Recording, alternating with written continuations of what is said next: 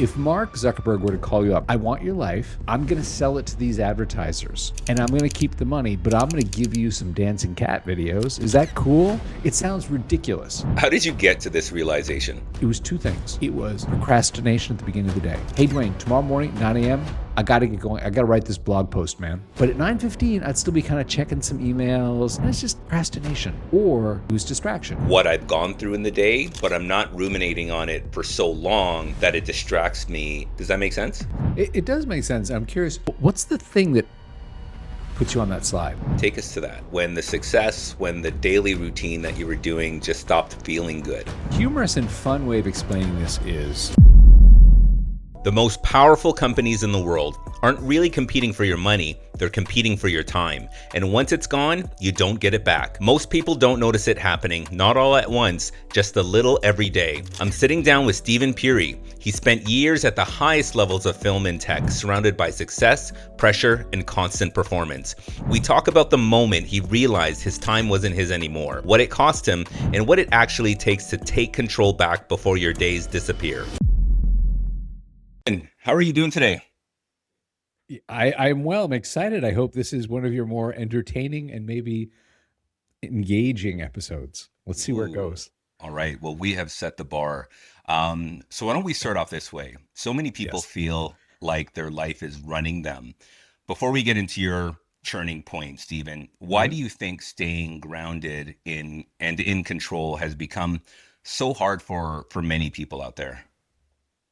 Okay, that's such a great down the middle question. Like, I think I should be able to hit that at the park, which is, if you look at the stock market where companies are valued, right? The most valuable companies in this country and in many ways in the world, most of their business model is steal your life. Period. Full stop. And, 10 years ago, they were kind of embarrassed about it, kind of like coy that, Zuckerberg would go to DC and have to testify in Congress and he'd be like, oh yeah, Facebook is, for grandmothers to see grandchildren videos. We're here to connect people like chairs, And now if you listen to their quarterly earnings calls, they're like, hey man, here are the techniques we use. We have the money to pay the best engineers, designers, behavioral psychologists, and behavioral economists to deploy these techniques to steal people's lives. And by the way, next quarter, we have a whole new set of techniques. We're going to steal more people's lives. So if you think, as I do, I have a strong thesis that we all have something great inside us. And the question of this lifetime is, are you going to get it out? Then that little tug of war for your life, on one side, you have trillion-dollar companies going, we would love to sell your life to advertisers and keep the money. Please let us do that. We'll give you some cat videos to watch if you just let us sell your life. On the other side of the tug of war rope is you alone. Who's going to win? Like to think me. I'd like to think you too. And we've talked about movies, obviously, and if you think about many of those movies where the hero, and by hero I mean a non-gender specific, guy or girl, right? But the hero, heroic force, by the end of the first act, something bad has happened to upset the state of the world, their life, they've got to go. The top of the second act, when they go out on their mission, they accept the mission, is usually about collecting the allies, going around, the Shire and getting the other hobbits to help, shit like that, right? So if you're going to go and defeat Sauron, to extend that, metaphor, you better have allies. There is not a randomness to how YouTube knows exactly what to recommend when you finish watching a video.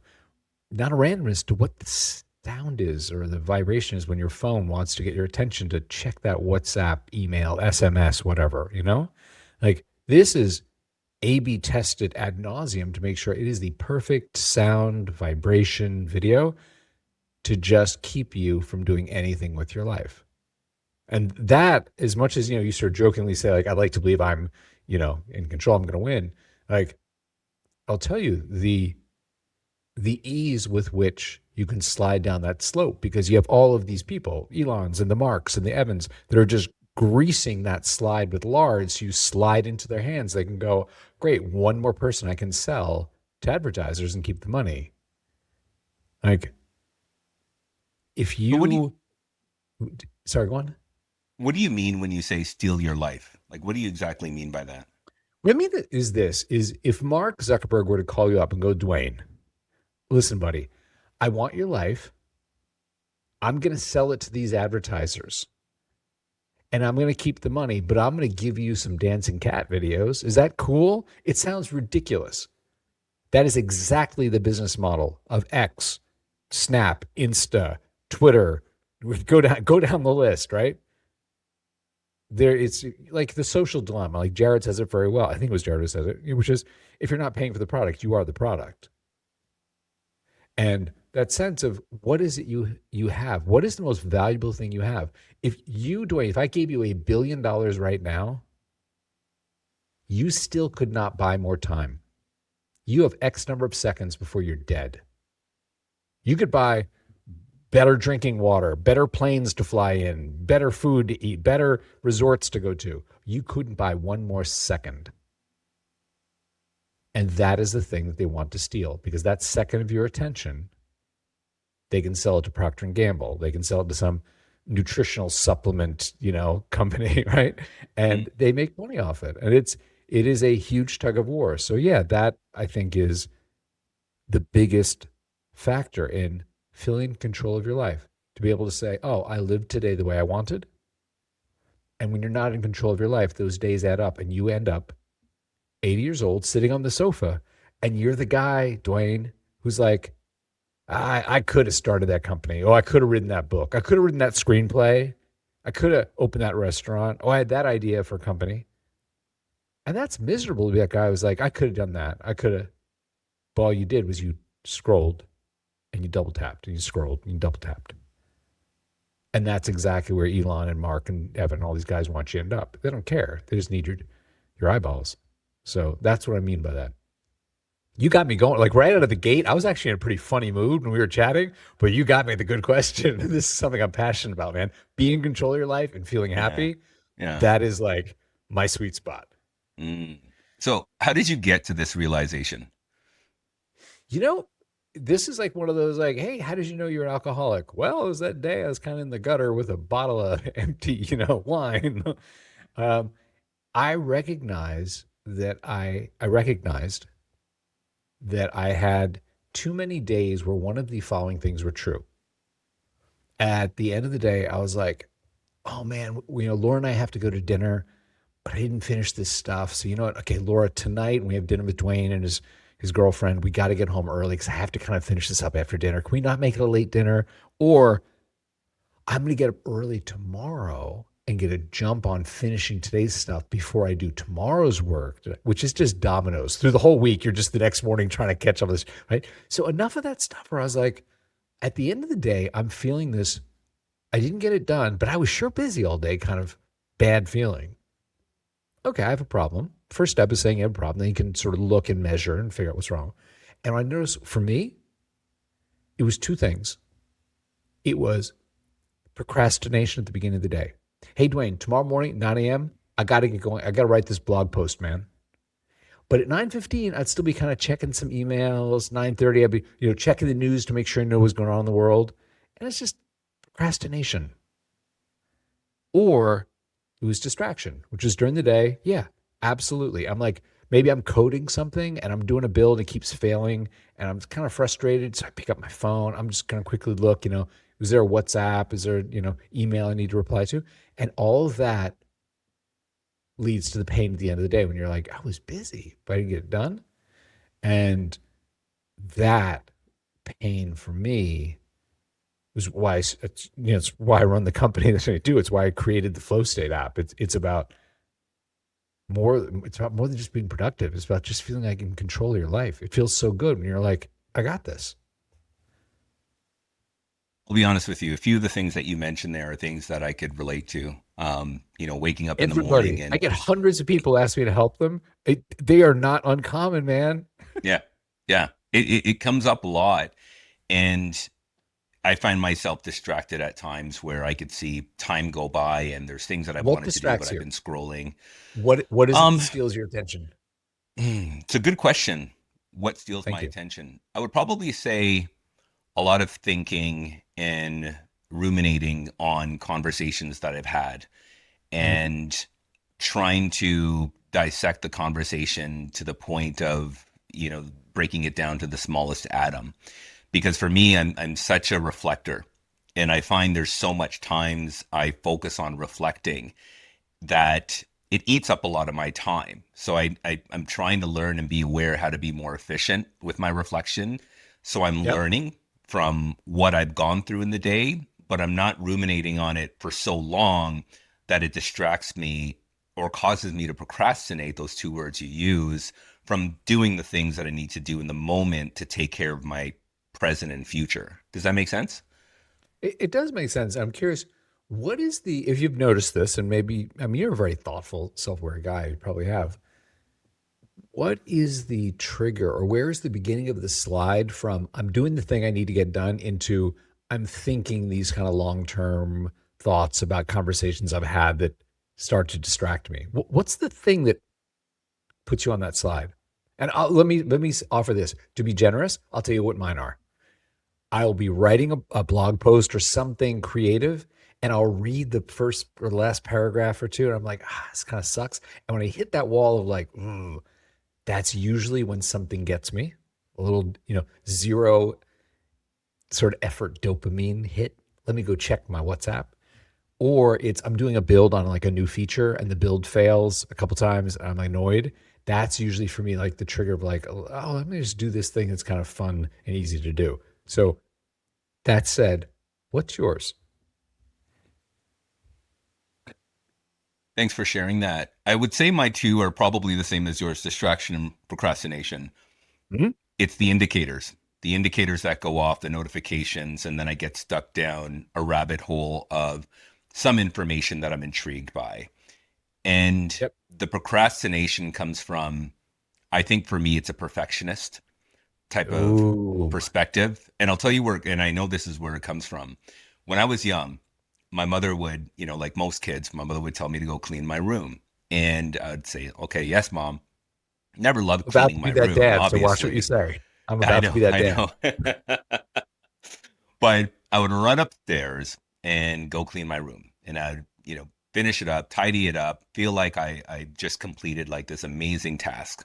Then my mom would inevitably come up to my room to check it out. And she would, you know, pretty much tell me that I didn't do a good job.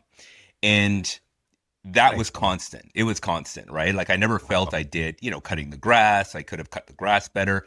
And it's just my mom, right? That's just how she is. I love her to death. She's amazing, she's a beautiful woman, but that's just part of her personality. And I think that really stuck with me. I think it stuck as part of my DNA. So now when I have grown up and I'm doing projects or I'm doing this podcast or I'm doing writing for LinkedIn or I'm doing writing for my social posts, I worry too much about perfecting it.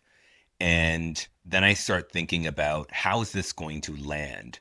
And that to me is that procrastination part that Y- I'm really kind of frozen by in certain moments. So, yeah, Yeah. Okay. So can we pick up on procrastination for a moment, or is that too much of a rabbit hole? no, go ahead. Okay. Okay, let's go to that. So something I learned about myself. Now, this is I want to acknowledge anything smart that I say in this pod in this episode really comes from the amazing research done by so many people who've come before us, right? To dig down on like how do these things work neurochemically, how do they work behaviorally, how do they work? Okay, so I don't want to sound smart. I just want to say like I'm echoing smart people here. So as I investigated, why do I procrastinate the way I do? A couple things I found. One thing was paralysis. And this was a early morning thing. Like when I was joking with you about, hey, tomorrow at 9, I'm gonna do my blog post, and then I'm like checking emails and reading the news. I learned where that came from. I would look at my task list. I'd start the morning by going like, oh yeah, I gotta prep that thing and send the email to Dwayne or whatever. And the task list would either be so many items, all of which had to get done at some point, but so many items, it was paralyzing about like, I can't get all that stuff done. It's just, oh, let me do something else, right? Or there'd be something on there that was so big, it was not a task. It was like a goal. It'd be like, write my book. And I'd look at it and go, yeah, I want to write that book. But it ain't happening today between now and like the noon podcast. You know what I mean? Yeah, Like, yeah. and something that helped me, and this really is a large part of the platform that I built, was I needed a little helper. We have a smart assistant that would simply look at my task list. You're going to laugh at how simple this is. Okay. You're going to laugh. But I have it data, it works because we have all these people in the app use it. Would look at the task list. And when I hit play to start my little session, right? A little flow state session, like music starts, distractions, blocks, it would hide my task list except for the top three things, going, this is all you're going to get done. Can I tell you the relief I felt when I looked up and I was just like, oh, yeah, I can do those three. And we rolled that out to everyone that uses the platform. So I'm like, hey, this helps me, man, it helps you. Our members are now 77% more likely to finish all three when we hide the rest of their list while they're working than before when they could see the whole list. And it was, I think, for a lot of people, kind of paralyzing. Or some people would multitask and jump around the list, which is a waste of time, right? So there are things you can do, and there's a lot of neuroscience that, that talks to this, to sort of keep you on like a more narrow track so you don't get into that procrastination, which is often the result of overwhelm. It's not It's in, always laziness. It's not just, oh, you're lazy, procrastinate. It's sometimes you're not that lazy, but you're just overwhelmed. I love that you said that. It's like you're trying to fit too much into the funnel, or you think you're trying to fit too much Yeah. into the funnel. I would tell people that I led and I still talk to today, I would say, Yeah. hey, write down a list of 10 things you need to do in this day and start off with the most like prioritized things at the top. And Yep. as soon as you check off those things, whether it's 1, 2, 3, and 4, 6, 7, 8, 9, and 10, go into your next day as 1, 2, 3, 4, Wayne, etc. I love that. So yeah, You're speaking to my soul. yeah, and that's how I would tell people to do it. Now, ask me if I practice that as much or practice that as well. What's that saying? For those who can't do, teach. That's probably something I got to hold myself because I do think I'm beholden to accountability, Stephen. I think something that and I don't know how many other listeners would feel the same or struggle with this, but I wouldn't say people pleasing. It's not as self, it's not that sort of self assurance that I'm looking for. It's more about that accountability. It's being accountable to following through with the things that I've said that I'm going to follow through with, even if it's a promise to myself. It's something that I want to do or something that I need to achieve. So I think Yep. that's part of it too. It's like, are we saying yes to too many things? And you're right. There is a discipline around that. There are a lot of people who speak very eloquently about the power of no. And you're right. No leads you to having more value on yes. So when I say yes, I'm going to co-write a screenplay with you or something, that yes is more powerful because I say no to 10 other people who want me to do that with them, which would dilute my time and energy. So yeah, I'm with you on that. So, Stephen, let's go to that beginning of your Oh, you're evolution. smiling. I know we're gonna go somewhere interesting now. Let's hear it. I want to get to that point of where you were at when when the daily routine that you were doing just stopped feeling good. Take us to that. Um, the most humorous and fun way of explaining this is in my film career, which I didn't start in film, and I don't know how much my bio you'll share in the show notes, but oddly, my career kind of started as a software engineer. Both my parents were engineers at IBM, and it's like your parents are both great tennis players. You probably learned to play tennis when you were a kid. You know what I mean? So I knew how to code. Not that I was going to be an engineer, but just kind of like something you did. Your parents did it, And when I went to USC in Los Angeles, I was pursuing a degree in business and journalism, stuff like that. And I was a Watson Scholar for IBM, which gave me a job as a junior software engineer to make money. So during school, I made money as a code monkey, right? So this is how I got into film, which is random. Like my life is a series of like really lucky things that fell in my lap, and I'd like to believe I worked hard to make something of the opportunity, but let's not discount luck, capital L luck, okay? So I'm in LA going to USC, arguably best cinema TV school in the world, right? Or top two. And a lot of my buddies are aspiring Spielbergs and, Lucases and Scorsese's. So you end up in a lot of conversations around film. And I was in LA when film went digital, which meant computers were making film. Guess who knew computers? Guess who had some experience with film now? My career took off like a fucking rocket, right? So I started producing digital film, like big, action, largely action kind of movies that had the budgets to do computer graphics. So I got to work on Braveheart, True Lies, Immortal Beloved, Seven, like Carlito's Way, like all these movies, meet all these directors, right? Evan's in my top three. I produced if you remember the main and the end titles for Seven, the really screwed up the look into John Doe's head. I produced that. Yes, yeah. In addition to the visual effects and stuff like that, right? So I happened to meet Roland Emmerich and Dean Devlin when they were getting ready for Independence Day. I produced the digital effects for Independence Day. We won the Academy Award for the visual effects, right? Which, I mean, is a team of 1,400 people. I was very proud to be part of that.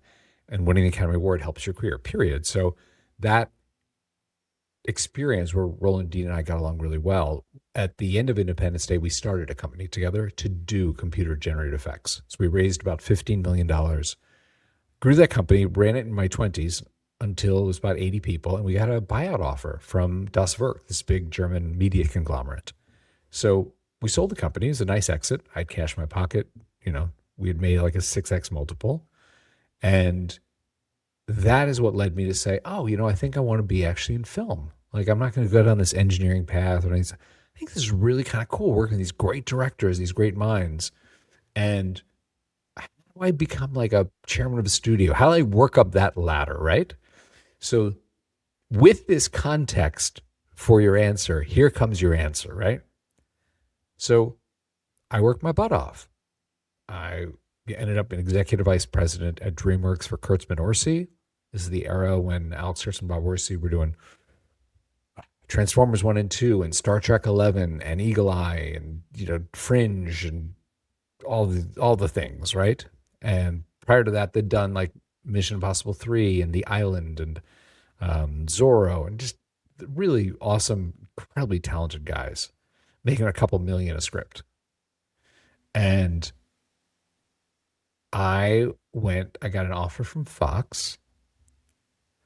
And the chairman of Fox basically said, I will double your salary from DreamWorks if you come over here.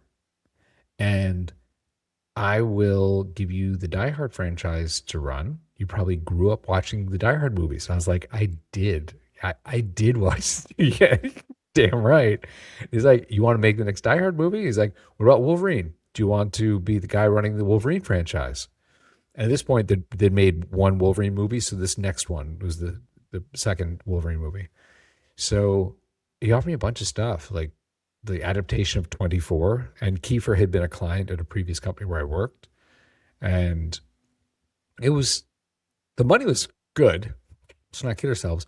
But man, like to make the next Die Hard, John McClane? Like, what? And right, I know, because I'll be honest, like Transformers was not my thing. My younger brother was more the Transformers guy in our family. He was like the Autobot, the Decepticons, and like he lived and breathed that. I was like, it's fine, it's cool, it's my little brother's thing, right?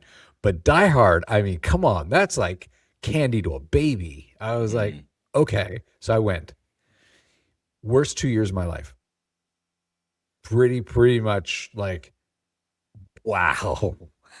And this is now the News Corp era of Fox, right? This is things have evolved and, Disney's and, all the whole thing. So I will tell you this. This is going to sound really mean, but when I was at DreamWorks, this was the era of like Steven and Stacy running DreamWorks, right? Last studio run by a filmmaker. And there was definitely an ethos of like, hey man, go home tonight. Try and make your project 1% better, which is hard. Like, there are a lot of bad movies, but I'll be honest with you, it's not that people try to make bad movies so much. It's just hard to make a great movie. A lot of things have to line up and lightning has to strike multiple times at the casting level, the photography, the editing. There's a lot of stuff, right? At News Corp, it was more a sense like, hey man, go home tonight and try and make your project 1% cheaper. And true to his word, my boss, who's the chairman, said, you come over here. We have a lot of, Jim Cameron Avatar money. We can buy stuff. You have relationships with a lot of writers and writer directors that don't want to work here because we've been known as a bottom feeder studio, right? Making Alien versus Predator 14 and schlock, right?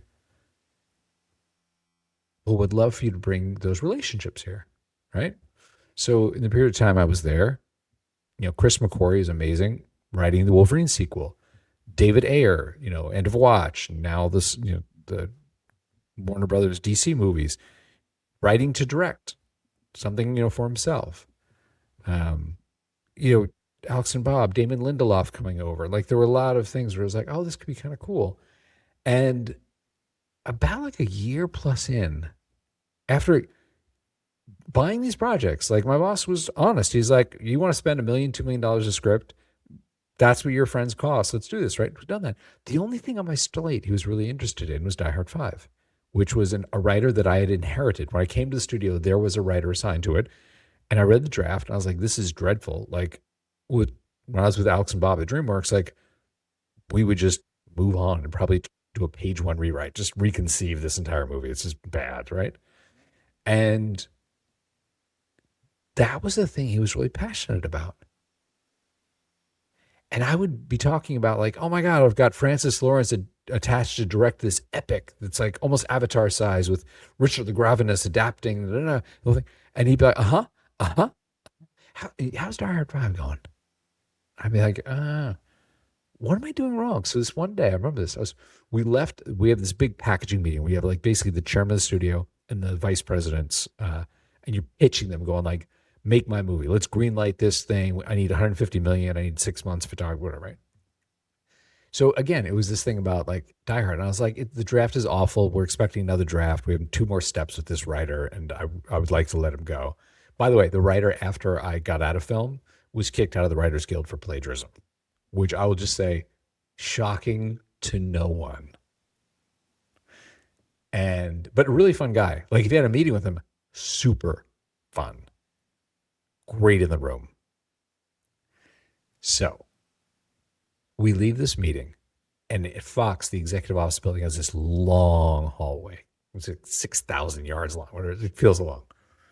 And the chairman's office obviously is in the center of that hallway. So we go walking down the hallway as we leave this meeting. And I was like, hey, can I walk with you back to your office? Because I just want like a little one-on-one chat after that meeting. It was like, I think I'm failing you. And he's like, what? I was like, you paid all this money for me to come here, and you let me spend all this money on these projects, and you seem disinterested in everything that I'm passionate about, and all you care about is Die Hard, which is the worst project on my slate. We wouldn't even make it at DreamWorks. And to his credit, one of his most honest moments, he said, listen, I've got all my accountants at that end of the hallway, like, quants, like, do my projections. I can tell you if we put out a one sheet is that vertical poster kind of format, right? Put out a one sheet that has a 2 words Die Hard on it. It'll make 70 million by Sunday night. Doesn't matter if there's film in the can. Doesn't matter if it's good. People just show up to see John McClane go yippee-ki-yay. He's like, if you make it for less than 70, I don't give an F if it's good or not. Wow. Okay. Thank you for the honesty. That really puts my whole time here in perspective. And we were talking a little while ago. I was talking about the value of time. Can't get more, right? Can't buy more. So I'm here and I'm in a contract, and he says this, and I go, oh, suddenly everything makes more sense. Like that is completely it. This is what he wants to do. And he just said, listen, man, I've been here 14 years. Like, I don't intend to get fired because you spent too much trying to make, Die Hard good or make one of these other movies. You like, just make it on budget. on schedule. We're fine. And I was like, okay, I have to get out of here. Right. So strangely, in one of those coincidences in life, around this period of time, maybe a month or two later, when I'm like in the what am I gonna do? I gotta do this job I'm in, but at the same time, I am uninspired to wake up, be 40, 50, 60 years old, making Die Hard 19 because we can, right? At the time, Bruce was not obviously with his aphasia now, like he can't be making Die Hard 19. But at the time, why not? It was just a sequel. So I'm thinking how to get out. And a friend who was the president of Warner Brothers approaches me and says, hey, you want to have lunch? Now, I, as a senior executive at Fox, can't be seen having lunch with the president of Warner Brothers. So we go to this out of the way, like burger stand in Koreatown, right? There ain't nobody from Hollywood at this lunch. And he's like, hey, I gave you a year or two. I didn't think you'd be happy there. Are you happy there? I was like, I am not. You know me well. Yeah, this is a total mismatch. And he's like, well, I just wanted to let you, play that out because I knew you were excited about it. And are you ready to come to Warner's? I was like, I would love that. So he's like, okay, give me a week. Let me put together an offer. We'll make this happen. Whenever your contract's up, which is 6 months, whatever, we'll segue you over. Best moment. Wait, are you ready for it? Ready. So about 4 or 5 nights later, I get an end of day call. Hey, you want to come over to my office? Yeah, sure. Walk in. My boss says, guess what? Great news. I'm going to renew your contract. What? We hate each other. I didn't say that out loud, right? But in my mind, I'm like, pick up my option on my contract to keep me here another year. What? And then it hit me. Somehow in the Hollywood, like, gossip mill, someone had found out we had lunch and it made it back to my boss. And my boss is like, hell no, you're not leaving.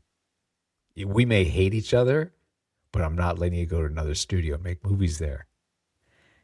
You can imagine what that experience was like. Being stuck there now with the boss where we knew we hated each other. I couldn't acknowledge that he knew that I knew that he knew that I knew that I wanted to go to Warner Brothers, right? It's like you're married and like you've been caught with like the wife next door, like, let's do this. And your wife's like, no, honey, no, let's just live here. And you're like, oh God, this is awful. Denying. And yeah, so I had to ride that out. And there are worse things to be paid really well, to basically ride out a contract and sit there. But I also felt like the days of my life ticking away. And that was the big impetus for me to go, okay, with my non-compete, how do I get out of here? And it was not going to another studio. It was saying, there's only one other thing I know how to do, Dwayne, which is engineering. So how do I find something that I think is a worthwhile use of my life that has an engineering solution? And that led to, eventually led to create the Sukha Company. So there you go. Long story, dude, but thank you for listening. It's a great story. It's a really great story. It sounds like you were given a lot through your industry, through the companies that you worked at, especially there at the end there with Fox. What shifted in you internally, though? Like, what was that one thing that made you decide, I now need to go in a different direction? I am making this choice and leaving all of this security and what I'm comfortable with behind. It was the sausage. It was when I started into film, because remember, I didn't get into film thinking I'll go to film school and I'll be a filmmaker. I sort of fell into it ass backwards, right? I got into it and it was really cool. And there were some really talented, like we talk about high performance. There were some people who were really, really good. Like I worked with some of the top screenwriters in Hollywood, and seeing their techniques, how they did that was amazing. To consider them friends is just a fantastic thing. And so as I rose up and I thought, oh, I want to be chairman of a studio. I want to like go up that ladder. And as I got up there, and at this point, you've been to 20, 30 premieres. You've been, like 300 screenings. You've met every director under their sun. And you realize it's all just sausage. It's show business. It's not show art. It's not truly glamorous. Like even the glamour of the premiere is created so it looks to the cameras that like, oh my gosh, this fabulous event with all these stars. Everybody there, it's a work event. It's like you might as well just be going to a convention in Las Vegas. It's that. It's just okay. We're all here, walking the red carpet, not in the thing. Okay, the stars are in the thing. Got it. When does the show start? Okay, it's great. Go to the after party. Bump into the same agents that have been hitting you up all day to read their client's script, and the same actors that want to be in the project that they heard you got green. You know what I mean? So there's a point where you go, oh my god, it's just another business. It's just a sausage factory. It's just once you've seen the sausage made, you're like, okay, I kind of get it. And that for me that was a big one around. Okay, what do I want to do with my life? Like, how will I look back? How will I tell my kids this is what I did? Because I'm going to tell you this: it ain't going to be the movies I worked on. It's going to be Sukha. Like when my kids are old enough to understand, Daddy had a job and he did something. I want them to remember Sukha, not Die Hard 5, which I never saw the final cut, and I probably never will because I'll just be sad. Yeah, I think I've seen all of them. God, I'm sorry. Did you like any Classic. of them? You know what? I did love, obviously, 1 and 2. I thought were very Yep, spectacular. with you. 3, I enjoyed. I liked the combination with him and Samuel L. Jackson. And I think Yep, after that, that's when I was like, okay, now they're just profiting off of the name. goes off And the cliff. obviously, I don't know the in depth details as well as you do, but I could tell when certain movies are coming out as sequels just because their box office hits and they know people are going to flock to the theater. So you essentially just confirm that. But yeah, after I saw the other ones, I wasn't as impressed. And I'm like, Like, okay, all these, the thing that really gets to me is when what? there's family members from these like protagonists that you never heard of in the previous films, and then all of a sudden they have a long lost son or a daughter who ends up being literally a mini version of themselves and taking over the franchise. To me, it's just silly. Yes, totally with you. So we were talking earlier, you had a great guest on. I've had many great guests on, but there was one episode in particular that it stuck with me the way she talked about creativity. And I'll tell you, in the context of what we're talking about, like let's say Die Hard, for example, because it is a franchise a lot of people are familiar with. A lot of speaking engagements, people always ask me about Die Hard, right?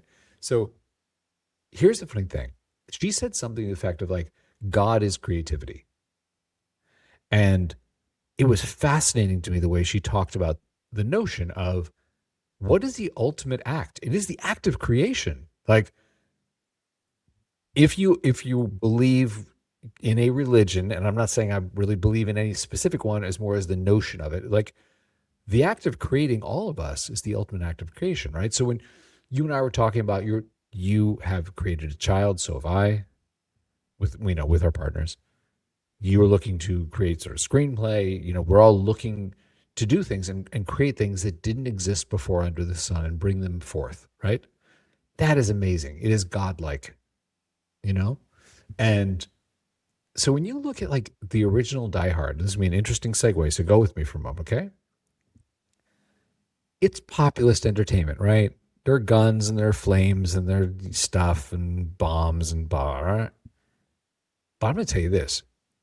You and I, as senior executives at motion picture studios, several times a week, we have talented writers sit on the sofa by our coffee table in our office and pitch us their movie by telling us how it basically is a version of the Die Hard structure. Because that movie is tight. It is like a Swiss watch of how well that genre is executed. You ever seen the movie Taken with Liam Neeson? Yes. Yeah. It's Die Hard, beat for beat. The movie is Die Hard. Those movies are blue collar guy who knows how to jump and kick and shoot and do masculine kind of stuff loses the love of a female family member to some rich guy with a beautiful watch and a pony and the only way he's going to get her back is if she's in some kind of danger where she will value a guy who knows how to kick and jump and run and shoot. What happens in both movies? The female member he lost is endangered and he gets to come through. The only thing he knows how to do, right? So when you look at how many movies now are basically a version of Die Hard, and they'll pitch them to you like it's Die Hard but with a gender flip. It's a female hero. Oh, it's Die Hard in a spaceship. It's Die Hard underwater. But when that movie's used as a model, it's because you think about the structure of that, right? And you can say, well, what is the movie exactly? And how sophisticated is it? It's not that sophisticated because it's so sophisticated. It's so obvious because it's written so well you can do it. So do you remember the opening of the movie? Like he flies, to LA, right? You ever watch it? Look for the very first shot of the movie. Like just simply the first image of the movie, right? You probably don't remember what it is. I'll tell Not you. at this moment. It is a shot of a man's left hand clutching an airline seat, like armrest with a wedding band on it, right? Suppose you stop the movie right there. You're like, what have I been told? What have I learned here? Well, you learned there's a married guy on an airplane flying somewhere. He clearly doesn't like to fly because he's clutching this thing. So there must be some really compelling reason for him to be on an airplane that he does not want to be on, right? And that's Bruce.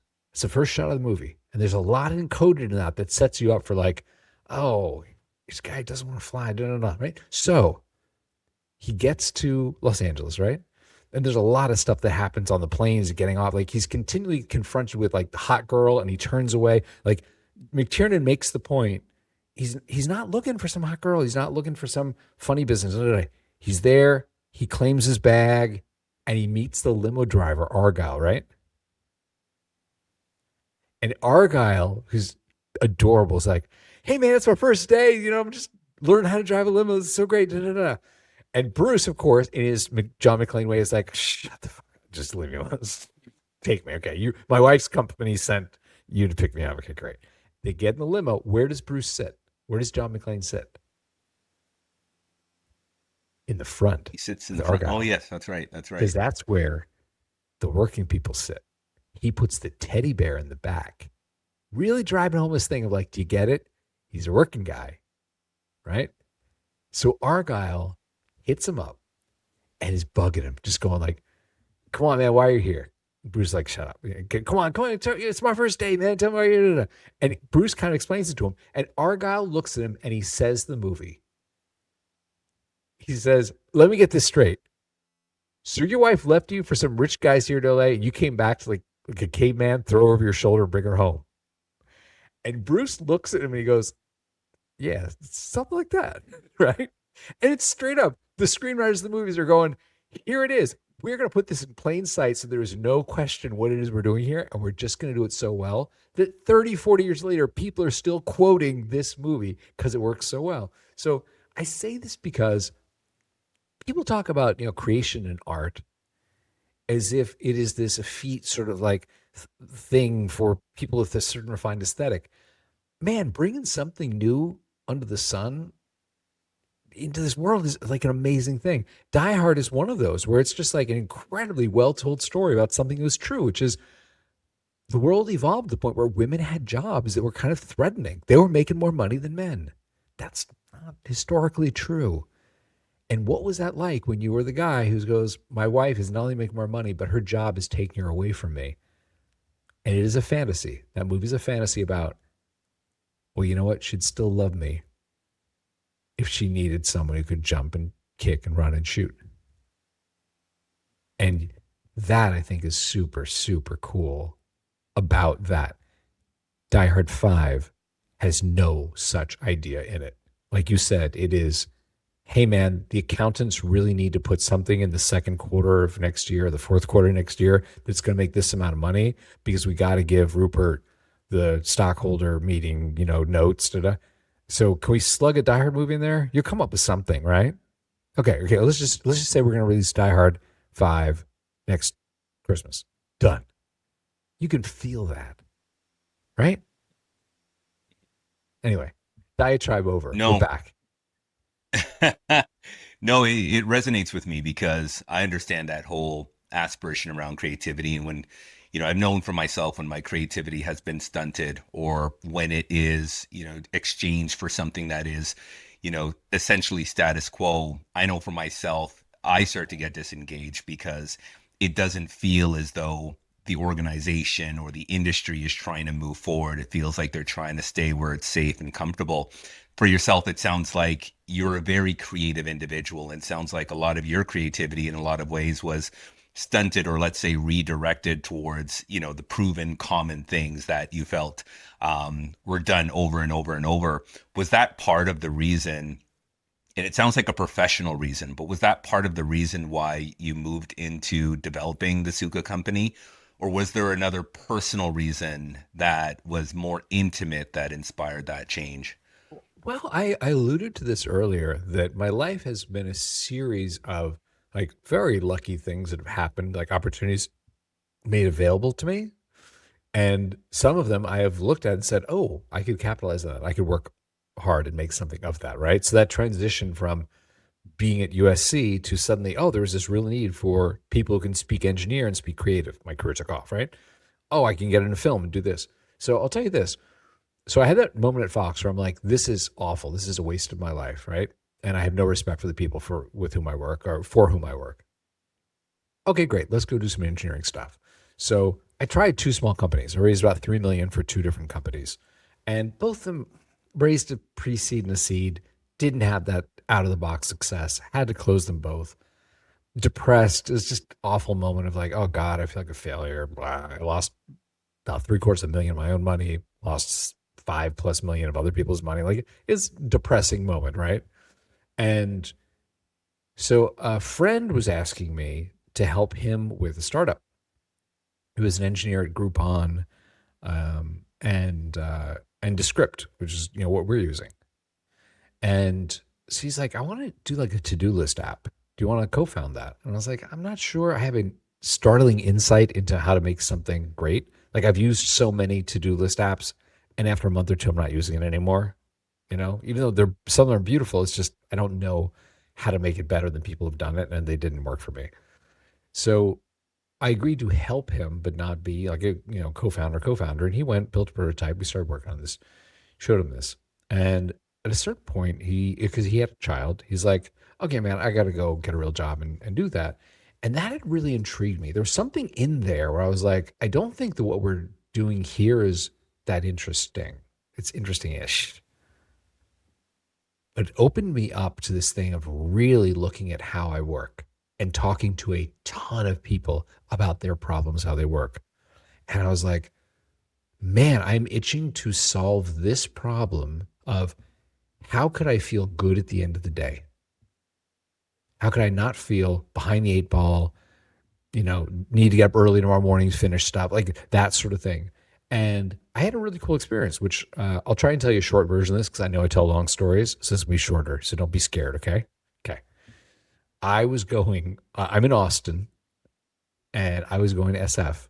And the next day I was going to meet with my team, and I wanted to mock up a feature to be like, hey, we could build this sort of thing, right? So I thought on the plane, I'll go into Figma, sort of like put it together. Great. Alaska runs that nonstop route. Get on the plane. Captain's like, hey, kids, the Wi-Fi's out. Sorry, see you in SF, right? And so we take off. I start working. Like 15 minutes later, we're descending. And I think to myself, we're descending in like Dallas, Fort Worth. Like something bad has happened to the plane. They don't want to scare us. They're not going to tell us until we're on the ground. Like the engine fell off, the hydraulic system failed. But like, this is crazy. I looked down, over 2 hours and 40 minutes had gone by. I had no conception of that. But my designs were done and I liked them. And it was a weird feeling because I couldn't tell you if like the drink cart came by. I didn't know the name of my seatmate. Like we hadn't, like nothing. And I think part of it was there was no Wi-Fi. So there was no, oh, I'm getting notifications and emails and text messages and I can go and check this website. There was none of that. And I got off the plane and I had prepared myself for, I don't know if you've ever done this, go to the hotel, grab a sandwich, go to my room, finish the stuff for the next morning's presentation kind of thing, right? I called a buddy of mine. I'm like, hey, man, I have a free night in SF. You want to have dinner? And that was really cool. Now, I didn't know the term flow state then. But I knew that experience of feeling like really good and doing good work, that was cool, which has led me now to make a flow state app to be like, let us create something based on the research of the really smart, awesome people who have documented there's a way to work which actually lifts you up. And that is the Sukha Company. Sukha means happiness. That's what it means in Sanskrit. So, how did that experience create the flow state, and what is the flow state? Okay, so that's a great question because I know there's a portion of your audience that are like, I'm a flow master. I do this all the time. I'm great at this. And there's probably another cohort that's like, I know flow states are in the zeitgeist, but I'm not really sure what we're talking about here, right? Okay, so there is a Hungarian American psychologist. This dude, Mihai Csikszentmihalyi. I spent a while practicing how to say that, Mm. and he had a thesis. He said, you talk to high performers in very different disciplines, athletes, artists, scientists, inventors, and when they describe the concentrated states they go into when they do the stuff that makes them famous, the stuff that we know them for, right? They describe that state in a very similar way. He's like, what's up with that? So we did a bunch of research, talked to all these people, and at the end of it, he wrote a book called Flow. It is the seminal work on this. It is from whence we get the term flow state. And he said the greatest thing. He said, I chose this word flow because it was the most beautiful metaphor for what I found, which is we are all on the river trying to paddle ourselves forward. But if you align your boat with the current, it carries you. It magnifies your effort. You go further and faster. And that is what these high performers have figured out how to do and do repeatedly. And man, his book lays it out. Since then, great people have done research, just like picking apart what I'm going to research the music. I'm going to research the distractions. I'm going to, so you've got Cal writing on deep work and Stephen Kotler and Yanir and like all these people like doing amazing things to go like, here's how you do it, right? And Mihai's like, here's the deal. You want to know what flow state is like? Here's some characteristics. You lose track of time. You're not staring at the clock, which was true of me on the plane, right? Distractions fall away. You kind of block them and you're not even thinking anymore about should I check TikTok or whatever. It kind of falls away. You do your best work. You do it faster. At the end of it, you feel uplifted, not depleted. And that's incredibly cool. And he's fully acknowledged. He's like, some of the people I talk to, they have their own name for it. Like flow is not like the name. Like there's that great Michael Jordan quote about when I'm in the zone, it's me and the ball. That's what Michael's saying. He's like, when I'm in flow, it doesn't actually matter the spectators, the scoreboard, even the defenders. Because if I control this ball, I will do the things that 30 years later are going to be on a highlight reel. You were about to say something. What are you going to say? I was going to ask because I'm curious now about the flow. Yeah, How does somebody discover their flow? Because I can imagine everybody's stream is different. totally true. So this is now Mihai plus subsequent research because a lot of people have dug into this. So let me summarize it and make like the little, clip notes on it. Is there are some conditions that seem to be pretty common that help you get into flow. This is what I studied to create Sukha because I was like, oh, you could use 5 different apps to kind of like create these conditions, or just like, why not have one website with a play button? That's what we made, right? So there's been a ton of research on music. For most people, there's a sweet spot, about 60 to 90 beats per minute, certain key signatures, ambient non-vocal, so you're not singing along with Blackpink or whatever your jam is, right?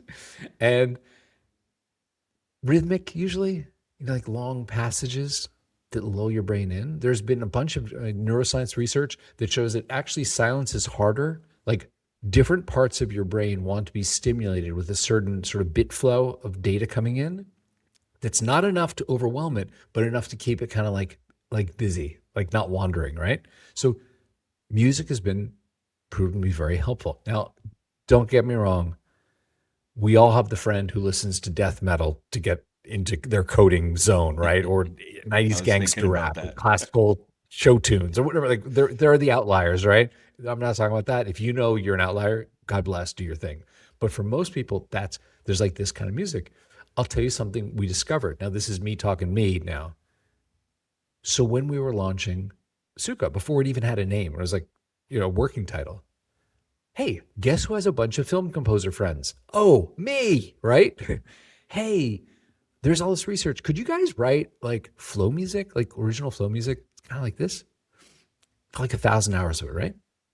Throw it up, sort it into playlists, like upbeat, sonic caffeine, we called it, like down tempo, ambient atmosphere, lo-fi beats. And then we got into binaural. Some people, especially in SF, were asking about binaural beats. Have you played with that? Do you screw with No, binaural beats at no, all? Okay, so no. binaural beats, this is more like on the edge of science. This is not as proven. And some people totally swear by it, some people not. But it is the notion that if you feed, and you have to have headphones, like you have AirPods in, right?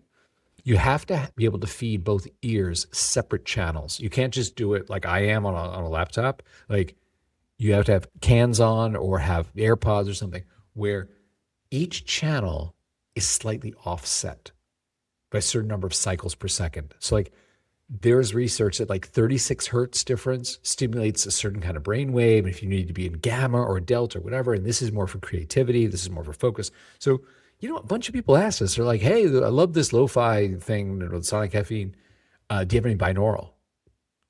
No, but we could. So we launched a couple binaural lists for a certain section of our membership. They're addicted, man. They got religion. So I was like, okay, cool. I'm glad we did that. Another discovery, a buddy of mine mixes the Lucas Arts, like the Star Wars games up in Marin, Hmm. calls me up. Hey, I just got back from Nepal. Okay, good for you. He's like, yeah, it was my kid's high school graduation. I guess he got into a good school and he worked hard, right? So he's like, that was what my kid wanted for his graduation gift from high school. It was like a trip to Nepal. We went one day in Kathmandu. It poured rain, like this lush, beautiful rain. He's like, I had some of my recording equipment there. So I recorded like 2 hours of it because it just, when will I be here again and listen to this? We were trapped inside, right? He's like, do you want it? I don't know what to do with it. I recorded it because it's so cool, but I don't really have a use for it.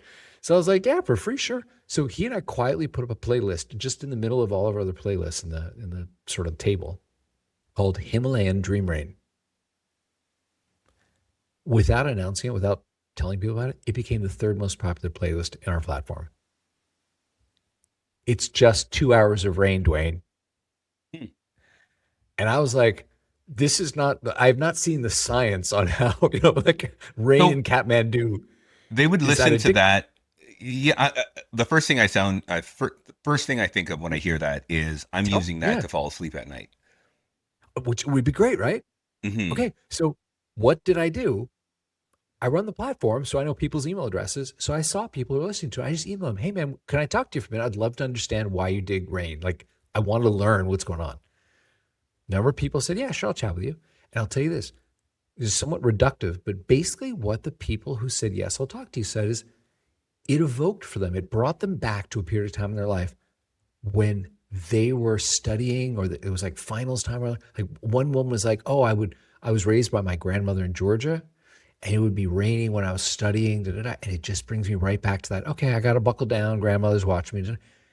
And I was like, wow, that's a really interesting thing. So these people know their mental trigger from whatever childhood. We were at our lake house, we're at my grandma's house. Da, da, da.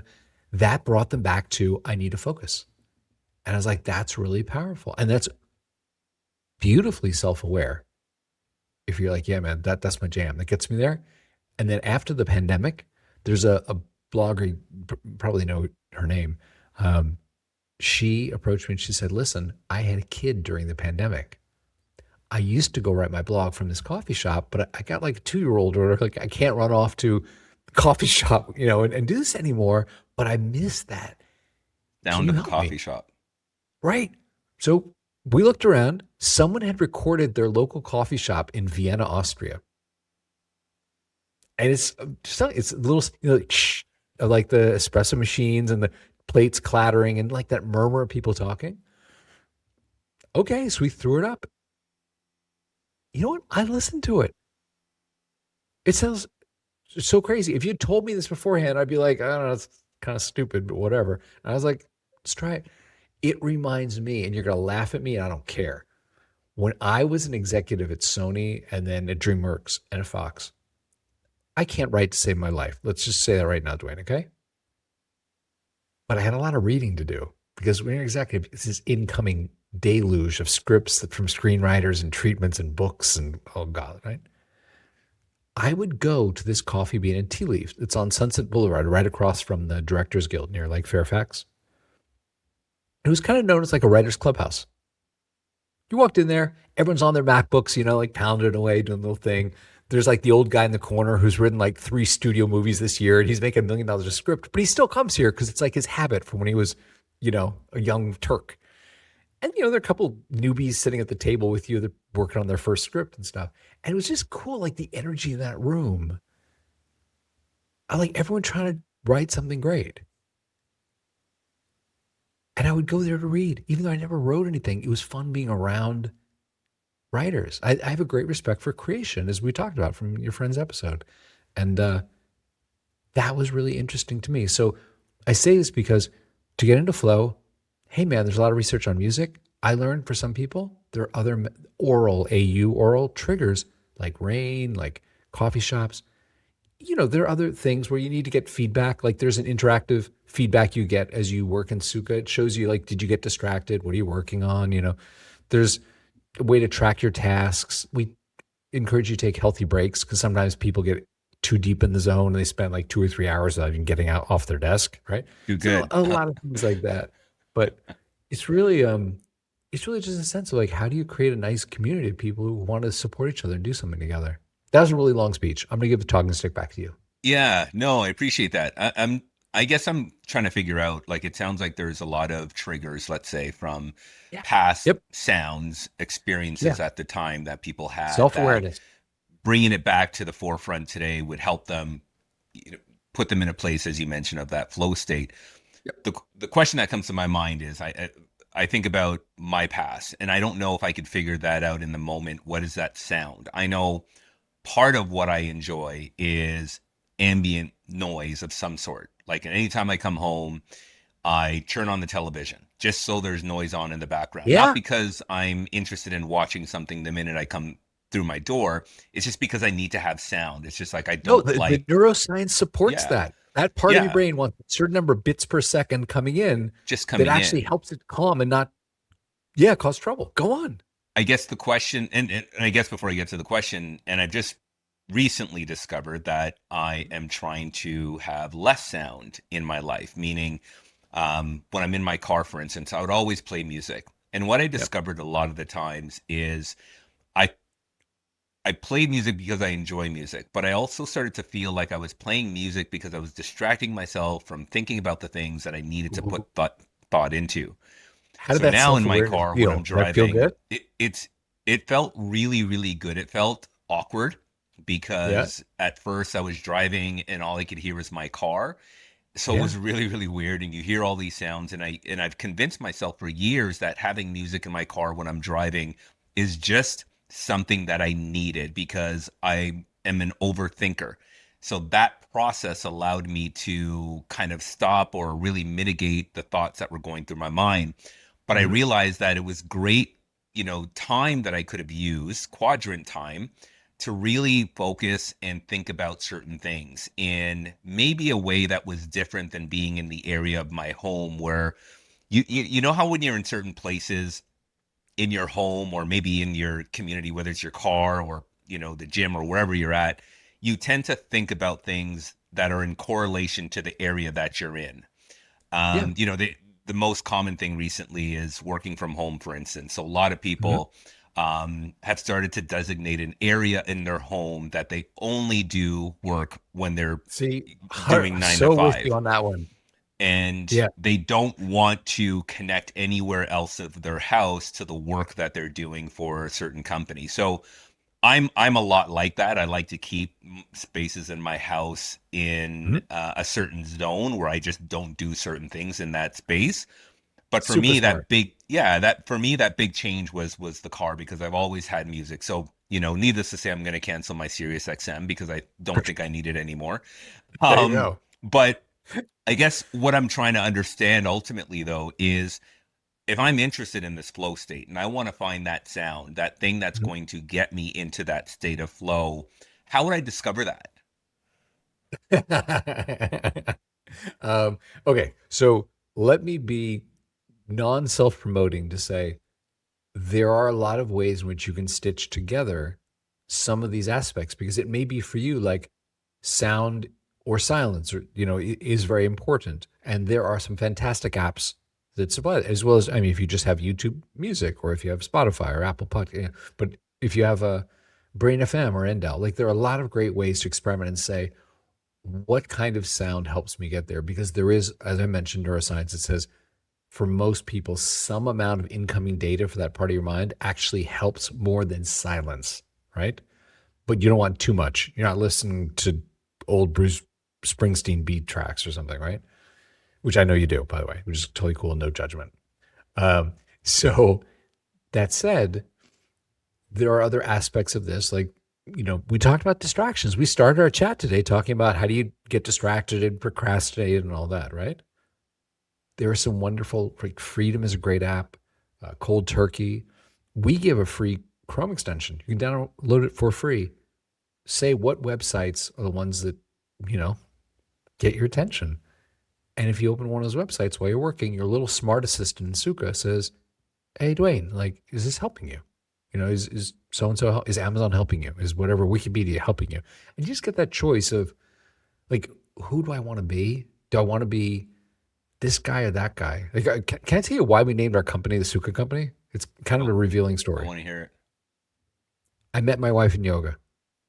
I literally married the girl on the mat to my left, right? Yoga is a daily Wow. part of our life. And it's a really nice 1 hour day of just being like sort of sweaty and like connecting your body to your spirit, right? Wow. The energy So must we have got been married. magnetic. Yeah, it was fantastic. Super lucky, right? So we got married and you do a bunch of yoga. Where do you go for your honeymoon? You go to Bali, do yoga on the beach, hang out for 2 weeks, right? Okay. So we're going to Bali and I'm talking to Laura. I was like, we had a working title for the thing that became Sukha, right? And I was like, super engaged in like, how do you give this thing to people in a way that helps them get into a flow state? Should we call it flow state app? Distraction. I had every bad name and I knew this. They were all awful. And I said to Laura, you know how Amazon's not called like bookstore place, like Nike's not called like the shoe company, it's not descriptive. It's like, it's cool, like Winged Goddess of Victory. What a great name for a company, right? Sports company. So I was like, I want something like that. And I'm just failing at coming up with this. And Laura said, you know what? We got 2 weeks. No one's going to bug you from the office. Maybe the universe speaks to you. Okay. So we got there and we got to the hotel and I said, you know what? I'm with you. I think something would seed my unconscious mind is, do you mind if I have a couple quick Zooms with people that are using this thing right now and just ask them, what do they love about it? Maybe that'll be like the seed that grows into a cool name. Laura's like, I'm going to the pool. I will see you at dinner. Goodbye. Right. So I did. I dropped in the group chat. I was like, hey, who has a couple minutes? Spoke to 3 people. So I just want 10 minutes. I just want to ask you a couple questions. Right. So I'm like, hey, what feature do you love? You love the smart assistant that keeps you out of websites. You love music. You love the timer, whatever. Third guy, I'm going to the wrap up. We're like 8 minutes in. I was like, Dwayne, I promise you 10 minutes. I want to respect your calendar. I'm going to let you go. Thank you so much. And the guy says to me, Steven, you asked the wrong questions. And I was like, okay, guy that I don't know that well. Mm, I'll take the bait. Like, okay, what's the right question? He said, you should have asked me why I pay you. mm. I was like, it's like $10 a month. Like, I don't think that's a big one, but okay. Okay, so why do you pay me? He said, I found the past year, I have two kinds of days. At 3 o'clock, I'm playing with my kids. They're currently 2 and 4. Or at 6 o'clock, I'm like, where did the day go? How am I going to, should I work on this later or do it tomorrow morning? I was busy all day, had this happen. He said, I realized the difference is, did I hit play in your website in the morning? So I pay you because my kids are not going to be 2 and 4 forever.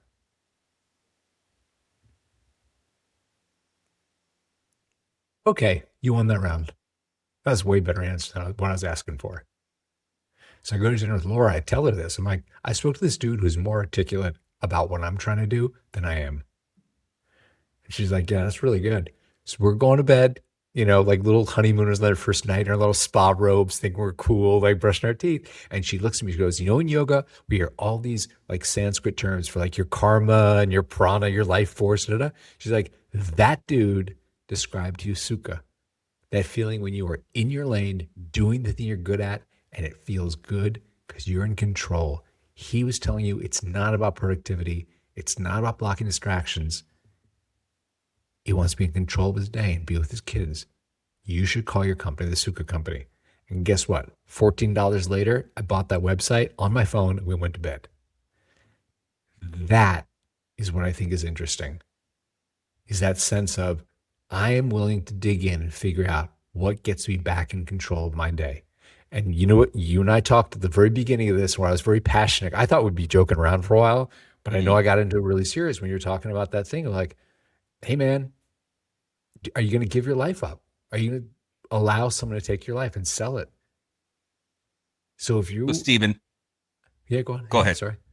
Go No, I was ahead. going to say, if you believe you have something to do in this life, if you do have a screenplay you're going to write, or a restaurant you're going to start, an app you want to build, a company you want to build, or just be time with your kids,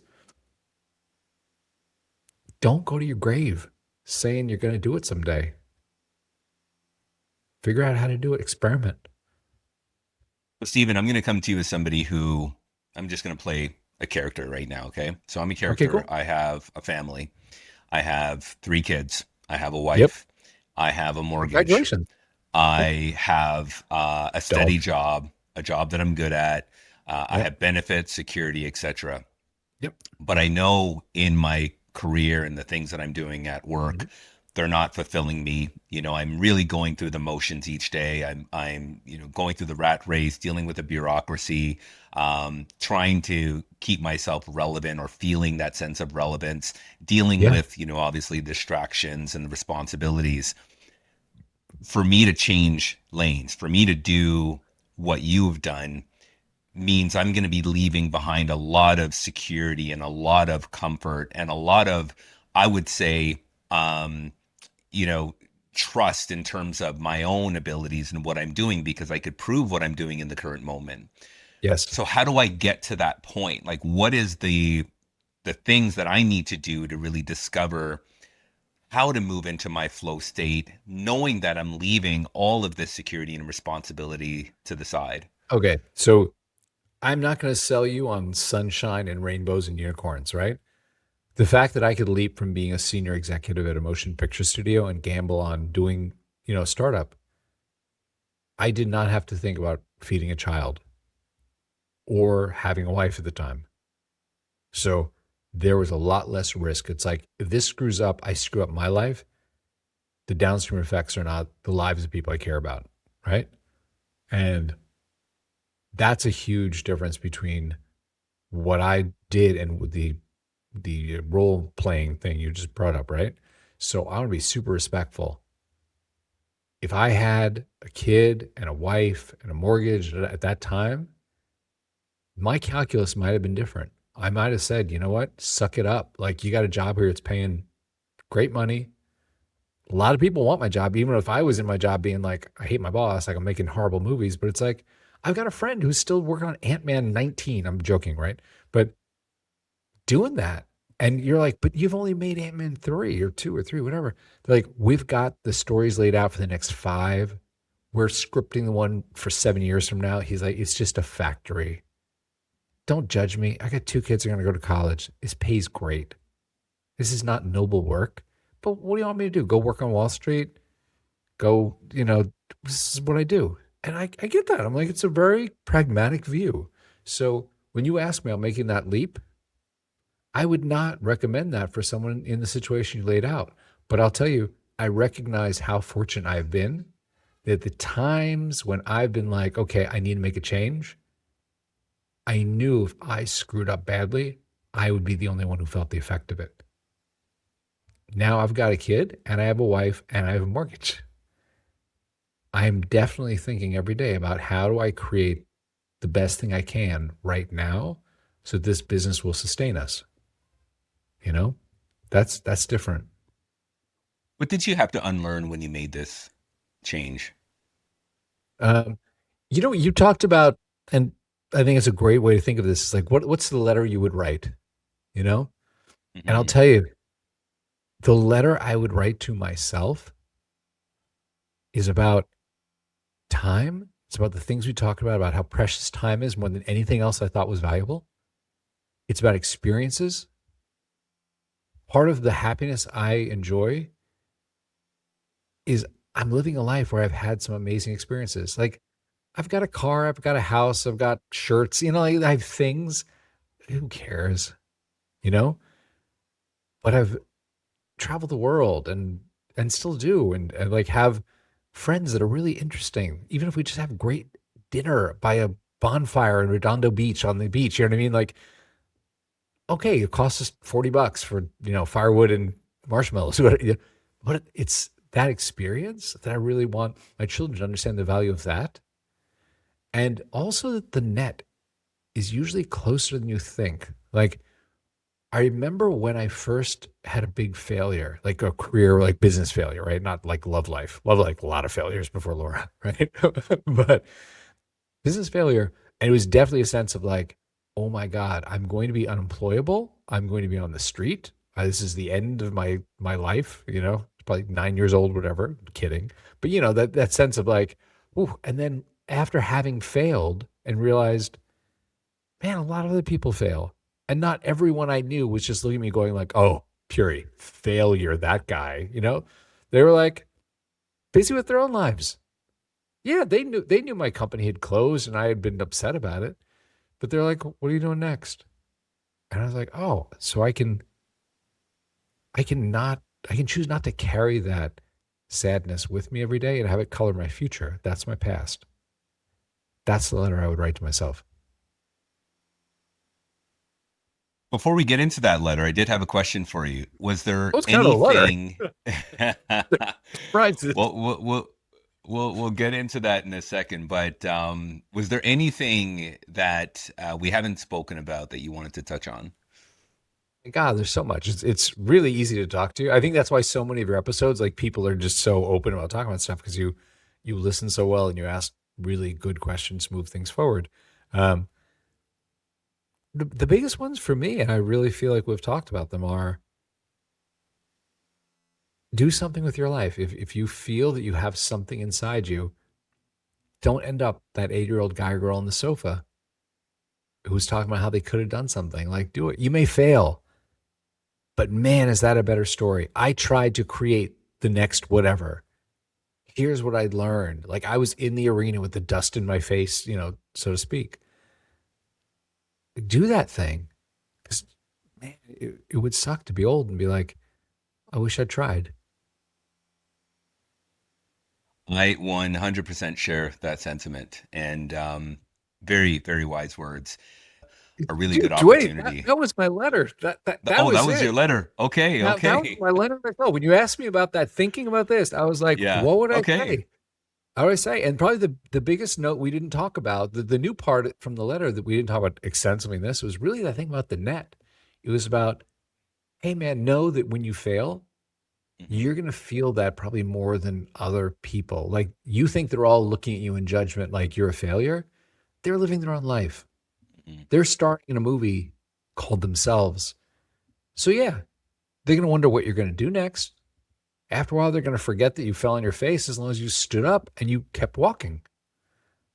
So that's probably the biggest idea of the letter we didn't talk about, extensively ad nauseum in this podcast. And man, whoever's listening, you deserve like a gold medal. Thank you for hanging with us. You know what? I think everyone who listened to you today had at least one nugget that they could take away and apply. And I think in a lot of cases, just a reminder of how much value we do have, how much capacity we have to create, and to not sell ourselves short of creating. I can tell you one of the biggest things I took away from today is what you said in the beginning in terms of, not allowing these companies to steal from us, right? And our time, our energy, our focus, our ability to do things inwardly and extensively for the people around us is immense, and it is no cap, it has no end. But ultimately, as time is linear and it keeps going, we have to find out how to maximize the time we have to ensure we're giving back to ourselves, so we can not only impact ourselves but impact others as well, and not just be constantly impacted. More eloquently put and succinct than I was. Thank you. No, you were great. You had some really great stories. But I do have a question that I need to Ooh, okay. ask, Yeah. because if there's anybody who can answer this question, it's you, Steven. Is Die Hard a Christmas movie? Is Die Hard a Christmas movie or not?